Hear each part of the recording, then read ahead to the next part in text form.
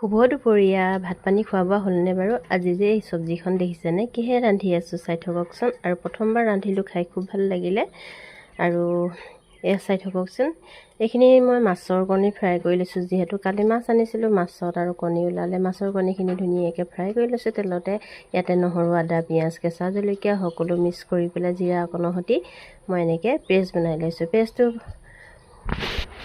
মাছৰ কণী ভজাৰ ওপৰতে সেইখিনি মই মিলাই দিলোঁ আৰু এনেদৰে মই ধুনীয়াকৈ ভাজি লৈছোঁ।